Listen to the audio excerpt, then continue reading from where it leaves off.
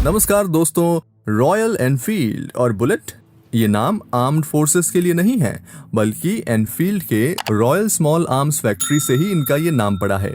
सबसे पुराने motorcycle manufacturers में से एक होने के नाते रॉयल एनफील्ड ने सेकेंड वर्ल्ड वॉर में भी डिस्पैच राइडर्स के लिए बाइक बनाई थी। हालांकि भारतीय सेना के साथ उनका इतिहास 1949 में शुरू हुआ, जब सरकार ने बॉर्डर पर गश्त के लिए रॉयल एनफील्ड बुलेट का ऑर्डर दिया।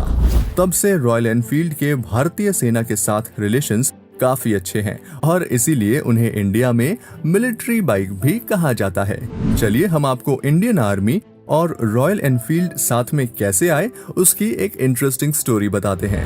हाँ, लेकिन उससे पहले अगर आप एनडीए, सीडीएस, एफकैट जैसे डिफेंस एग्जाम के लिए प्रिपेयर कर रहे हैं तो आप एसएसबी क्रैक एग्जाम्स के ऑनलाइन कोर्सेज में एनरोल कर सकते हैं और अपनी एग्जाम की प्रिपरेशन घर बैठे ही कर सकते हैं। आप एसएसबी क्रैक एग्जाम्स की लर्निंग ऐप को गूगल प्ले स्टोर से भी डाउनलोड कर सकते हैं।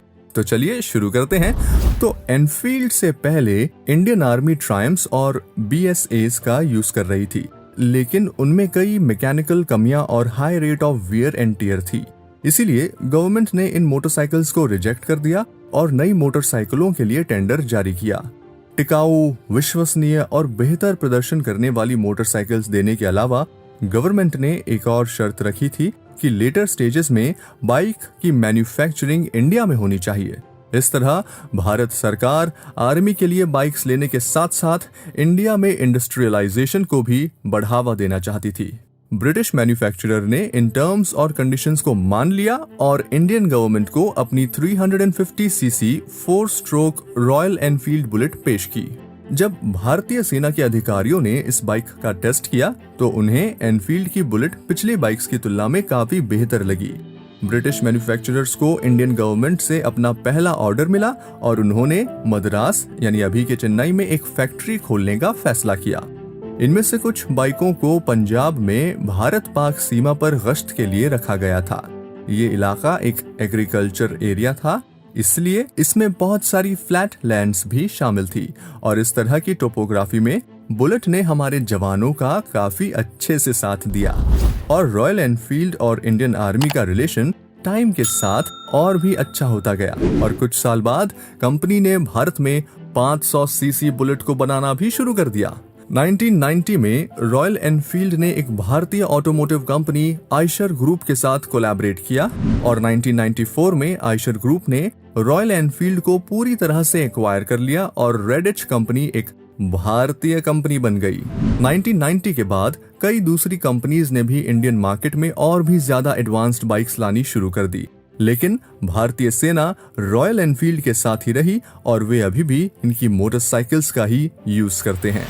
भारत माँ की सेवा करने वाली टीम के साथ इतने सालों की पार्टनरशिप एनफील्ड ब्रांड के लिए एक पेट्रियोटिक वैल्यू भी जोड़ता है। बॉर्डर के अलावा भी आप इंडियन आर्मी को रिपब्लिक डे परेड जैसे अवसरों पर अमेजिंग स्टंट्स के लिए रॉयल एनफील्ड बाइक का यूज करते हुए देखोगे। और क्या आप लोगों को ये भी पता है कि भारतीय सेना की श्वेता अश्व टीम ने 500 सीसी रॉयल एनफील्ड पर 48 लोगों को बैलेंस करने का गिनीज रिकॉर्ड भी बनाया है। हाँ जी, तो ये थी कुछ बातें इंडियन आर्मी और उनकी सबसे पसंदीदा बाइक बुलेट की।